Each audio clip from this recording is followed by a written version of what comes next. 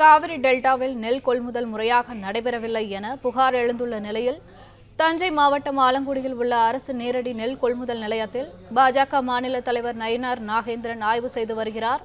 இதுகுறித்த கூடுதல் விவரங்களை எமது செய்தியாளர் ராஜா வழங்க கேட்கலாம். வணக்கம் ராஜா, விவரங்கள் என்ன? வணக்கம். அதாவது தஞ்சை மாவட்டத்தில் கடந்த சில தினங்களாக மழை பெய்து வருகிறது. இதன் காரணமாக அரசு நேரடி நெல் கொள்முதல் நிலையங்களில் விவசாயிகள் அறுவடை செய்து கொண்டு வந்த நெல்லை உரிய நேரத்தில் உடனடியாக கொள்முதல் செய்யாத காரணத்தினால் லட்சக்கணக்கான நெல் மூட்டைகள் தேக்கமடைந்து கிடைக்கின்றன. இந்த மழையின் காரணமாக நெல் மூட்டைகள் அனைவரும் நனைந்து நெல்மைகள் முளைக்க தொடங்கிவிட்டன. உடனடியாக கொள்முதல் செய்யாத காரணம் என குற்றம் சாட்டி எதிர்கட்சி எடப்பாடி பழனிசாமி 2 தினங்களுக்கு முன்பு ஆய்வு செய்தார். தற்பொழுது தஞ்சை மாவட்டம் ஆலக்குடி கிராமத்தில் செயல்பட்டு வருகின்ற அரசு நேரடி நெல் கொள்முதல் நிலையத்தில் சுமார் 50,000 நெல் மூட்டைகள் கொள்முதல் செய்யாமல் தேக்கமடைந்திருக்கின்றன.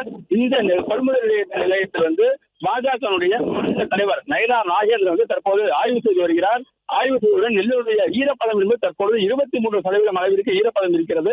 விவசாயிகளிடம் குறைகளை கேட்டிருந்தார். அதாவது இந்த மழை காரணமாக நெல்மணிகள் முளைக்க தொடங்கிவிட்டன.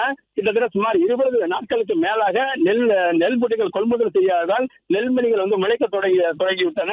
ஈரப்பதம் என்பதும் 23% அதிகமாக ஈரப்பதம் இருக்கிறது.